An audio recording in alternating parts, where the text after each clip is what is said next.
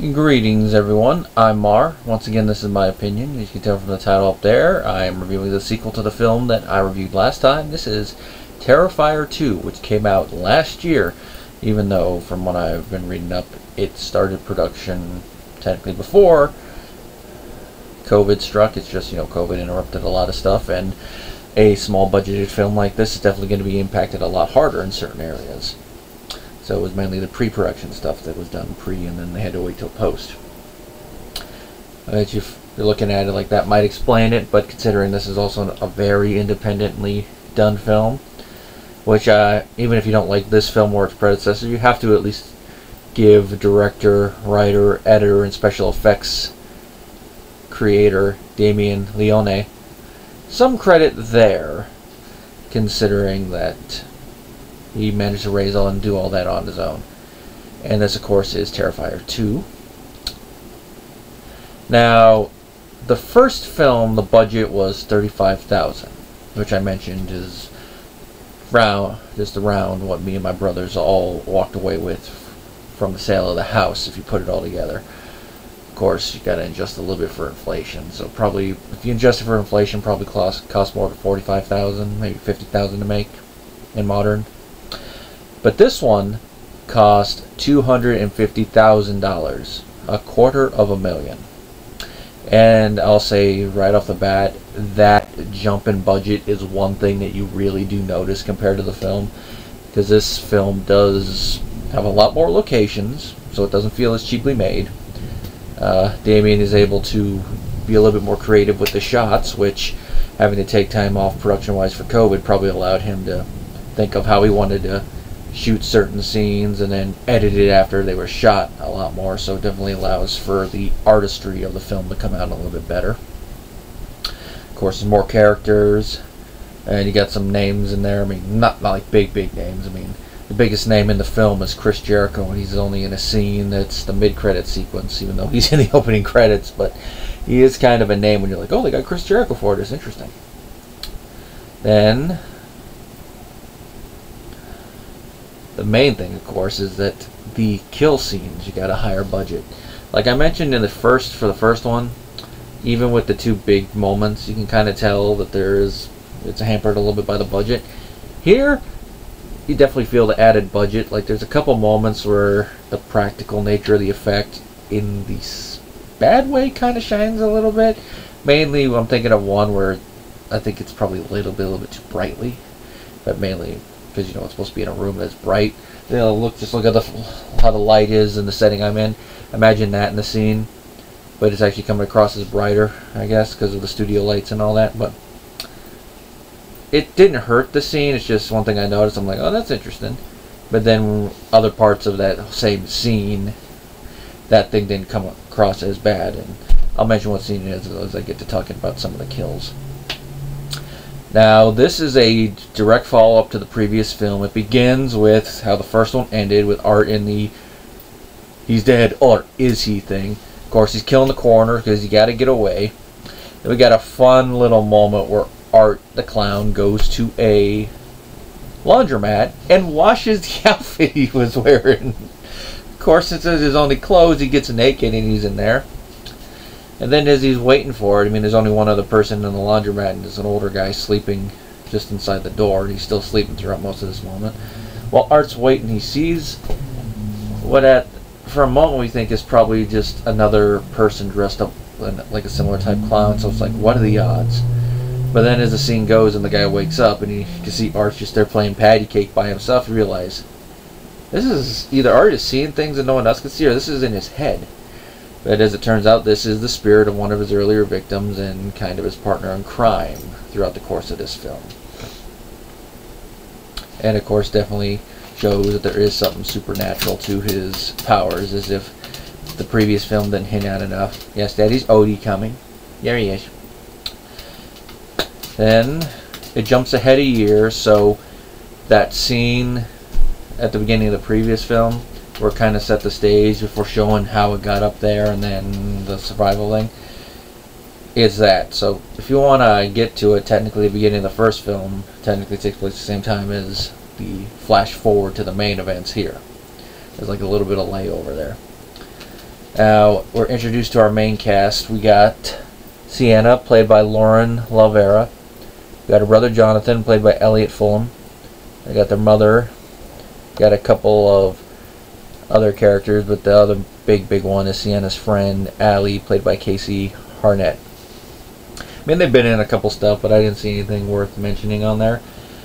Sienna and Jonathan are still reeling from the recent death of their father, who seemed he died from an illness that he was slowly going from. They don't mention if it's cancer, if it was something mental that eventually he went.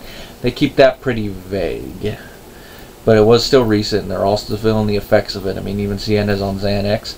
Their mother, of course, is being, you know, the typical recently widowed, stressed mother, especially since you got one teen child and one that's on the verge of becoming a teen. Having to deal with that, working from home, trying to go with the stress. But that doesn't excuse some of her stupid trauma stuff, like always accusing her daughter of alcohol, drugs, and all that, even though later in the film, I mean, yeah, that moment you can kind of see, but just with the typical thing, I'm like, okay, this mother is so overbearing. There's probably going to be one character in the film I don't care if she gets killed because of how she's acting.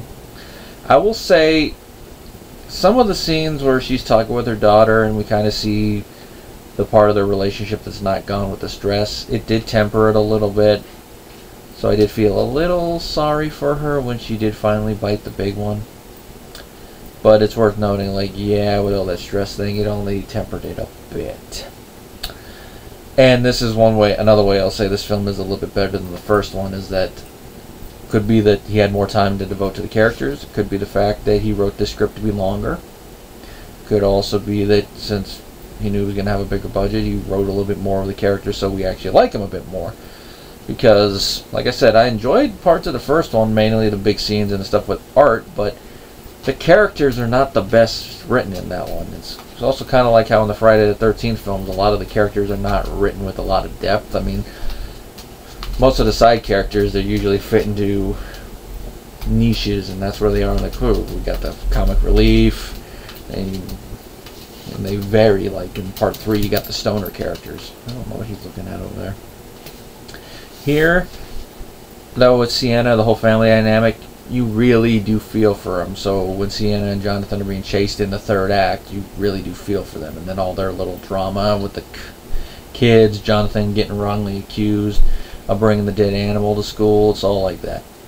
Now Jonathan, he has what borders on an unhealthy obsession with Art the Clown at the beginning, mainly because, you know, it took place in the town, and he's all wondering what happened to him because they never found his body. And this is something that you can imagine in the world where a lot of these slasher characters exist, that there are probably people that feel like that. We saw a little bit of it in the Halloween series with that one weird guy in Resurrection, because he can recite all of the stuff in that continuity that Michael Myers did. And I can imagine in the Friday the 13th series there are probably some people the same way, you know, not counting bounty hunters like Creighton Duke. So here, seeing someone like that with Art, it makes sense. But it's because of everything that has happened recently in the family. It goes like, okay, it's an unhealthy obsession right here, so there might be something wrong with him. And of course, with how Elliott plays Jonathan early on, you could say that he's doing it well to go with the stress a little bit, but it also kind of strikes me that he might be playing him to where he's a little either autistic or a little ADHD, maybe a little bit of both, but kind of leaning in there. I don't know if that was just how he played it, or if that's just how it's coming off because of how the scenes are edited together, how he did his inflections. Well, could be a little bit of that, and then of course something that's unsaid like that combined with the rest of the stuff and what he gets accused with and his mother and all the stress, it really does make you feel for him. Because I thought I was not going to like this character at first, but then as the film went on, I'm like, okay, that was just to make you wonder in the beginning and show why the characters are going to react like this. And then of course the whole thing with the school, it's like they didn't have cameras in the hall so they could see and clarify that he's the one that brought the dead animal. But I guess it's one of those things where they don't see the need to do it because the teacher's word is law. That's probably the security and me speaking right there about that. Getting burned and all that. But now as the plot goes on, Art makes his reappearance, and he starts killing people. It's slow stuff at first, like he just makes random appearances in the town. Like the main one is at the costume store Sienna and her friend go to, because Sienna has to get a replacement part for her costume she's doing, because hers burnt.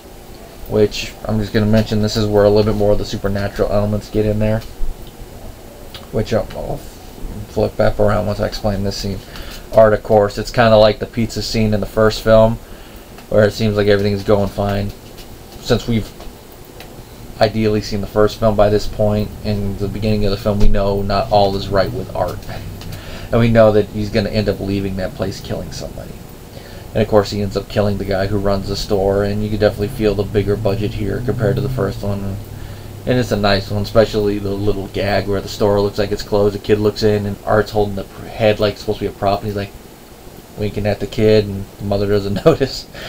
Now, flashback. The reason why Sienna was there is because her prop winks for her costume, which seems like it's supposed to be some type of Valkyrie, based on one of her dad's drawings.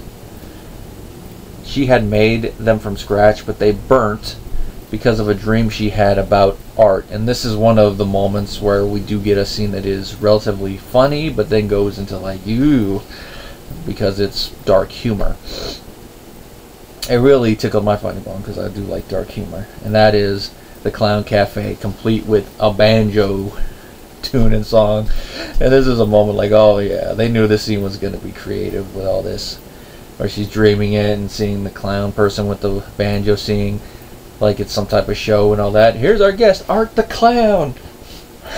I'm like, oh my god, this is so creative. And this is where you can tell that David Thornton as Art the Clown is really having fun. I don't remember if I mentioned that in my review of the first film, but in addition to all his body language and all that stuff, his mime training, which is still on point here, he is having fun as this character, and you could tell that just the way he emotes with all of his physical language. Even though a lot of his face is under the prosthetics, just the look in his eyes and what little you could see of his face, it's his actual face, you could tell he is having a ball playing this character. And there's no other greater scene that encapsulates that than the Clown Cafe scene, because at the beginning it's all nice, but then slowly it dissolves into the macabre with him pulling out a gun, someone gets set on fire. Which, of course, is part of the reason that Sienna's wings get burnt. This is where we start to see a little bit more of the supernatural, because you're like, okay, she's dreaming of Art the Clown, and it causes her wings in her room to catch fire when nothing over there was on fire when she went to sleep. It's like, I wonder if anything big supernatural like that's going to play in, or if it's just because she was dreaming of Art and his evil supernatural thing caused it. Well, we flash forward, and just like in the first film, Art is for some reason stalking the one character until her sister gets there. Here he is mainly stalking Sienna, but he's also stalking the people around her, like going after Allie and her boyfriend, goes after Allie's mother, another friend of theirs, which that's the scene I mentioned earlier where she gets killed, the daughter. Or you can kind of tell because of how the scene is illuminated, but it's all like, ooh, that's one of the scenes that made me feel like that. Not to the same way as the sawing in half scene in the first one, but because you see skin being ripped off, you see bones being broken. You're like, yeah, Damien, you're really going heavy with this. Ooh. You definitely tell that he had full creative control, and he had an uncompromised vision with how he did a lot of these scenes. And of course, having the mother come in with the daughter still alive, I'm like, oh, that's heartbreaking and a little amusing in a dark way, especially with how Art is reacting into it. Another reason I say David's having fun with this role. And of course, as you can imagine, a lot in these slasher films, it does end with Sienna being the final girl, even though her brother also survives the film too, so I guess you could say they're the final characters. But Sienna is the one who actually takes it to Art. She does fight him a bit. Now, Art does get the upper hand at one point, and it looks like he does actually kill her. I know this is going to be a big spoiler right here, but I got to discuss this since I brought up the supernatural elements. So, if you don't want to be spoiled, then you might want to end it here, or skip ahead to the trivia section. But he does kill her by drowning, and a little bit he's aided by the ghost of his first victim, which I'm not going to spoil how that comes into it, just say it involves Jonathan's subplot. Now, she gets drowned, and then you see some type of pulse supernatural light that seems to bring her back to life. Now, there's also the off chance that she maybe was only mostly dead. But just the way it looks with how she is before it starts coming, like, yeah, she looks like she fully drowned. So to me, she died and then was resurrected. Which, of course, adds another nice little thing for the fact she's dressed as what to me looks like could be a Valkyrie. It could also be an angel, but I think Valkyrie makes a little more sense. You know, warrior woman from Norse mythology. Now, she comes back and she gets the sword that Art had pilfered from her room and used a little bit, and she really uses it on him. When she comes back, I mean, they go at it a bit more, but she really starts kicking Art's butt here. And of course, she finishes him off. You know, I'm not going to spoil how, but it's a nice way for him to die, and the film proper ends, you know, it's over. And then of course we got the mid-credit sequence, which we do see our survivor from the first film, played by the same actress. The makeup's a lot better. You definitely tell the budget went there. This is where I mentioned before, Chris Jericho has his cameo. He has some lines. I mean, he delivers them fine. There's not really a lot of lines. It's like a thankless, glorified cameo. Now, one thing I could say about him here is that you could definitely tell that whenever he filmed this, it was when he was a little heftier. So it was probably during the point in his wrestling career in AEW where people were like, oh yeah, Jericho needs to lay off the bubble, he's getting a little thick. I mean, you don't really see his all that, but in the face he looks a little heftier, so it was definitely during that one. Of course, also shows the difference between the camera setup and how they shoot things for a live sporting event TV and how they film things in close-up for a film. Definitely can tell the difference there. I mean, it's just also like how Kane looks bigger differently in the ring versus in See No Evil. And all I'm going to say about how Art shows the fake out that he's not quite dead. I'm not going to spoil it, but it's one of those ones that's like, that's gross. But it's like, ooh, get you talking. Which, of course, at press time, they are making a Terrifier 3, which I'm wondering, how is he going to be fully brought back? Because we have that. Is the opening scene going to carry on from that, like the opening scene of this one carried on from the previous one, and then go ahead? If so, I just wonder how it will go. And it should be interesting. That's really all I got to say about the film. I mean, you know, I'll definitely say the cinematography is as well. Like, the added budget does help it a lot. Everything that I did give some praise for in the first film is amplified here. Cinematography is better. Especially the one shot where she's getting out, or when they take care of Art, that's a good shot with how the lighting is, the smoke. Of course, the special effects that Damien does, you can definitely tell he's uncompromising in his vision because of him raising the budget independently, not having to answer to the investors going, yeah, well, why don't you do it this way? Of course, the music. I mean, a lot of it definitely feels 80-ish without going too overboard. And then, of course, the clown thing, it's like all that. Now, here's a little bit of fun trivia. Stephen King praised this film. He called this grossing you out old school, which definitely is true. The haunted house scenes in the climax were actually shot in a real haunted house in Philadelphia called Fright Factory. Now, this film was originally planned for a limited theatrical run, but probably because of word of mouth of the first film, I don't know how much spurred on by Art's Slipknot TikTok fame, but it managed to reach a top 10 at the box office briefly, and on that $250,000 budget, it made $10 million. So it definitely made back its budget, and I have a feeling from that with the next film we're gonna have a higher budget, which I'm just spitballing, but I would not be surprised, depending on what story Damien comes up with, if the budget for the third film is at least $1 million. I don't really know if you need more than that unless you got a very elaborate plot, and even then maybe just a couple. But I would say that at least $1 million, maybe less depending on what he does.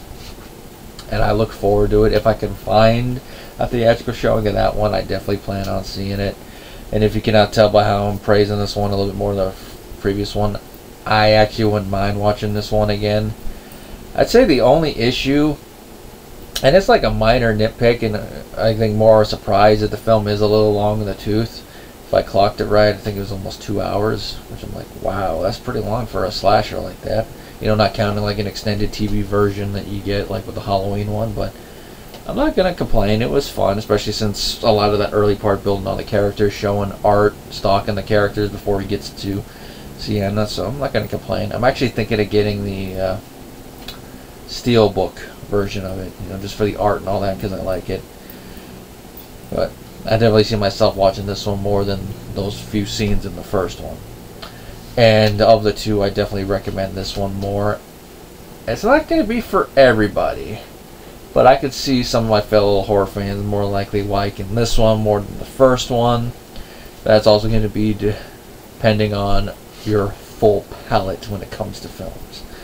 But definitely worth at least one watch, even if you're not the biggest fan of the first one, or you don't really like gross out horror, or you're just looking at it and go, I don't know. But with this, Art the Clown.